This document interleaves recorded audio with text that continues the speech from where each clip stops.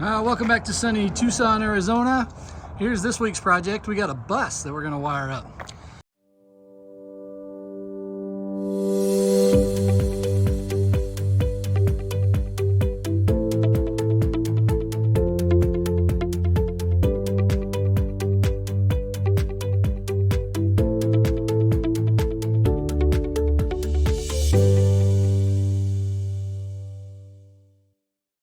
Already done a couple things. Power washed the roof because there's quite a big buildup of dirt and dust from sitting outside in Arizona for a while. And we have taken the lead from the owner, where he's already hung his new generator, ran the whip off there, so we know where we're going to run that up into the cabin. Got to make some 12-volt cables to be able to start this. And then we just punched the hole for the shore power connection. And then you're going to see where that's coming in inside. So this is a full build out. Luckily we've gotten to get a hold of it before we did the complete rest of the wiring and walls and everything. But as you can see, everything. We got a dual 48 volt 5000 Multiplus II install. Those are going to be ran off these Rich Solar Alpha 5 Pro batteries. You got 4 48 volt 100 amp hour batteries. Those are all going to be in that rack, which will be installed here in a little bit. From that automatic transfer switch for the shore power cable, that's going to be connecting those two things that we just talked about.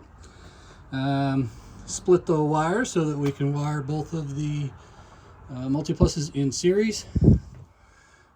2 solar controllers, 150/35s, because he's got 3,000 watts of solar up on the roof. And then all of the rest of the Victron gear that's going to go in there. Here's our spot. This is where everything's going to be. Doesn't look like much right now. That's preliminary paint, but you're going to see later on how we finish the rest of this out and start hanging everything and then wiring it all up. But what we're working on right now is getting where our connections are going to come in, so you can see the shore power cable coming in. The generator will come up from below as well.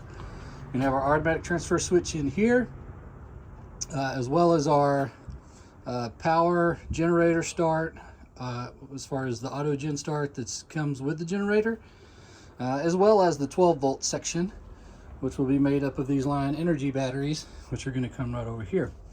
And then later on, when he finishes it out, this will be covered up. You won't see it, but it'll still maintain some good access for the 12 volt side.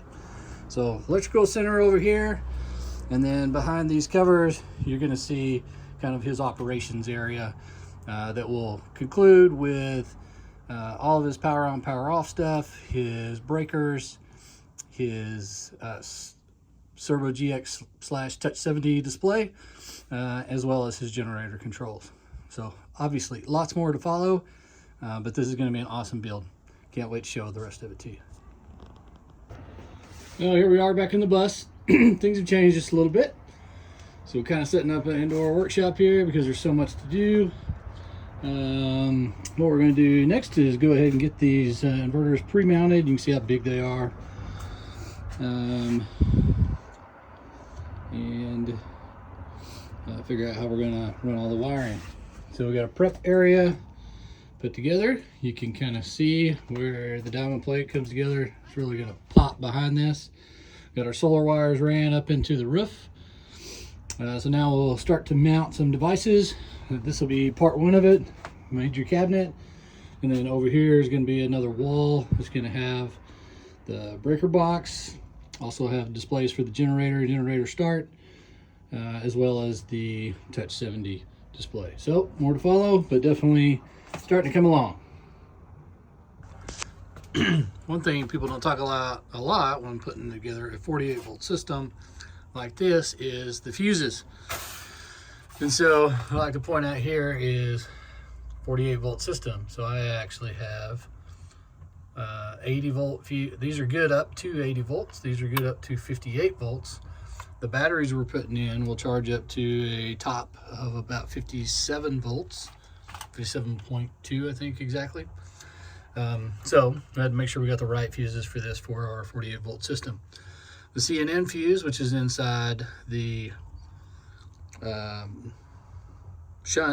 link shunt, is good up to 80 volts DC. And then over here we got our Link's power in, and what I'm doing here is actually turning it from just power in to actually be able to fuse it as well. So I can have a singular 4-aught cable coming up from my battery bank, have that fused at 400 amps, just additional protection, because the batteries each have their own internal protection and fuse and shut off, but also run both of my solar controllers through here and fuse those at 60 amps for their 6-gauge cable as well. So different things that you can do to make this system work best for you and your application, so that I've properly fused and protected all my cabling that's coming in here. Overkill probably for a 48 volt system, you know, but ultimately it's going to do the job. All right, here we are with an update on the installation process. So you can see one inverter over here, wiring coming along nicely. Waiting on a slightly longer VE bus cable so that I can slave this inverter off of this one. They have to be able to talk, make sure that the electricity is going the right way. Solar lines have all gone into our breaker box, which is be able to disconnect the solar from the roof, and that's turning out pretty clean there. Now you can see all these extra wires coming out. This is the AC side of the house, and basically when we have two inverters that only invert one leg, what we have to do for a 50 amp rig is splice in or bring it in and then break it out so that each inverter will invert one line. I'm doing that with these two breaker boxes. So red for me signifies power in. That's going to be coming from the transfer switch, which will be wired up over there later on.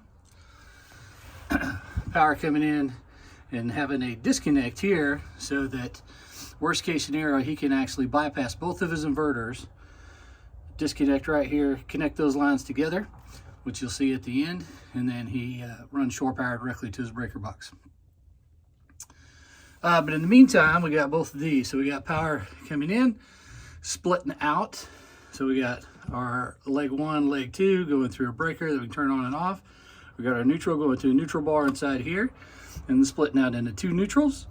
And then we got our ground coming in here into this connector, and then splitting out into 2 grounds. From there, we're splitting out leg 1, or leg 2 rather, going into this inverter, leg 1 going over here to this inverter. And it comes back out, goes into this box, where I got leg 1, leg 2 going back into the breaker. You got the ground and the neutral coming into their respective bars, and then rejoining into a singular 50 amp cable that'll go back out over there to the breaker box, which is in its temporary location. And that's how you do the AC wiring to wire 2 inverters to be able to be a 50 amp rig. Okay, so another thing that you see on YouTube teaches you how to do amazing things, but it's all in the controlled environment of a shop, is fans. So what we have here, 2 fans on the bottom. They're bringing in the cold air. 2 fans on the top. They'll be pushing out the warm air. That's the warm air generated mostly by these 2 inverters who are going to be sucking in cold air from the bottom. So that's why we get cold air coming up. And then their fan expels it out the top, which hits this other fan, push it out of this electrical enclosure. Now, the best thing about this though is the Cerbo GX can actually control when the fans come on and off, so we don't have to hear them all the time. So what we have is power going to the fans from our Lynx distributor. These are 48 volt fans, so I'm able to directly wire the power going into the common port on relay number 1, and then coming out of the normally open, going back to actually power all 4 of these fans. And then the negative coming off of the Lynx distributor as well. And then later we'll go into programming when we're ready to commission the system, and we're going to program at what temperature for the Cerbo to actually read the temperature off this temperature sensor right here, which does not have to go on the battery since we're using lithium batteries. And then it will automatically kick on the fans. Let's say 90, 95 degrees. whatever we set, and then expel all that heat out, keeping us optimum performance of the inverters, the solar controllers, and our DC to DC charger hiding over in the corner. Gonna work like a champ. All right, picking up where we left off the other day. You can see we finished our wiring. We got all this connected now. Power in has our battery cables now going up into the power in, as well as all the solar.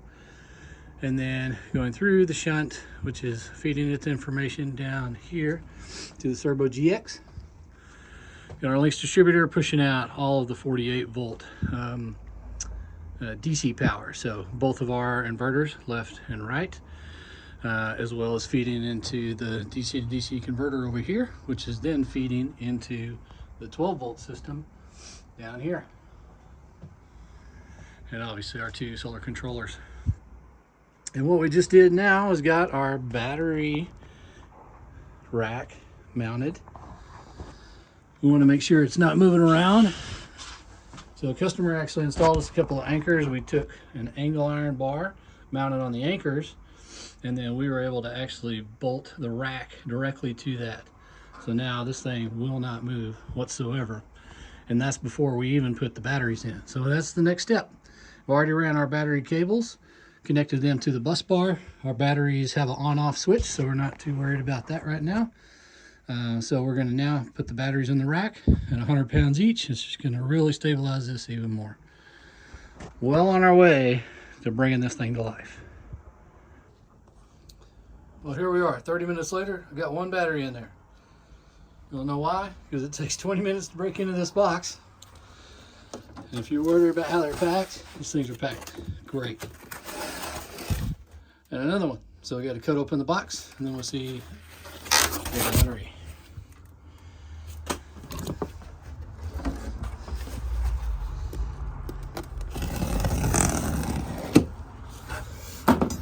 And these batteries are not for the timid. They weigh 100 pounds each. And here's what you get in the box. You got the communication cable so you can talk to Victron and other things. I'm going to put that up there with everything else. And then we got the actual battery packed. More packing. And now I got to put the camera down because I need both hands for this guy.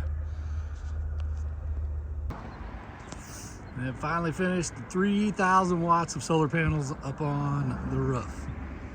So similar to an Airstream, these are mounted to the metal. Different here is that a lot of access to the ribs.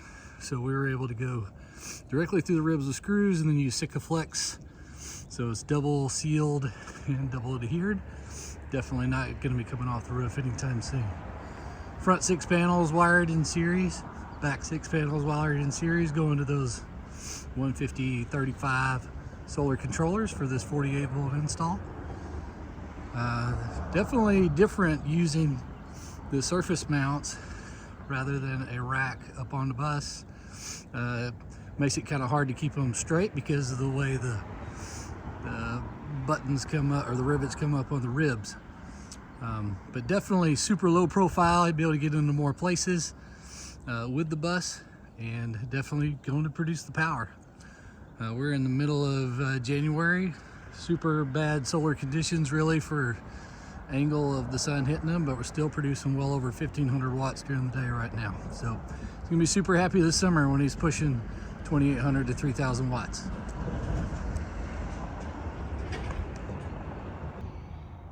So a little bit different view inside the bus now. So there are all kinds of stuff to install. Build us a fake wall so we could go ahead and put the breaker box in, as well as his generator remote start capability and the Touch 70. So that way he's got at least a template to build his final wall off of. And then in here you can see the final Alpha 5 Pro rack. Got 4 48 volt batteries in there from Rich Solar, fit in there nicely right in the middle. And then we got our dual 48 volt inverters. All the diamond plate in the back, totally to enhance the cooling, which is also assisted by the fans bringing in the cool air down on the bottom, expelling the hot air up at the top. And these are 48-volt fans, and they definitely can put out some power. And then we got our power in from our solar and our batteries, as well as going through the link shunt into the links distributor, pushing out to the inverters and vice versa. And then we got our 2 solar controllers over there, and then the Orion 48 to 12 DC to DC charger or converter there that's actually charging the 12-volt side of the house, which you can see down here. Got our 2 Lion lithium-ion batteries, so whenever he has the jacks later, he's got his 12-volt running out of that. That's protected as well by another DC breaker, so you can turn that on and off, make sure that he's protecting those batteries, as well as their internal BMS and on-off switch that they have. Plus is transfer switch, which is already wired up for shore power on the outside, and the generator wires going into it. So once the generator is completely done and the fuel tank is installed, then he'll be able to power from the generator as well. We already ran the cable up through the wall so that he can close that off of whatever his funnel is going to be. So with that, going to be another super satisfied customer, and then not walking away empty-handed. Other than his gear, he also has a schematic of his install, all his owner's manuals, as well as the additional parts left over from the Cerbo GX for when he needs it. And then another nice little touch on this guy. So obviously we talked a little bit earlier about how we use these 70 amp breaker boxes to be able to split apart our leg 1 and leg 2 and then join them back together. On this one down here, we also have a way to bypass this entire system up here. So worst case scenario, he loses an inverter or both inverters, or something happens with his battery bank or whatever. He actually can disconnect both of his leg or line 1 and 2 going in and line 1 and 2 coming out, and join those together right there to create 50 amp power going directly to the breaker box, just like a normal RV. So redundancy built into this rig, and I think he's going to be super happy with it. All powered by also the 3,000 watts of solar that is on top. It's definitely been a fun build, and look forward to helping him and anybody else in the future with theirs.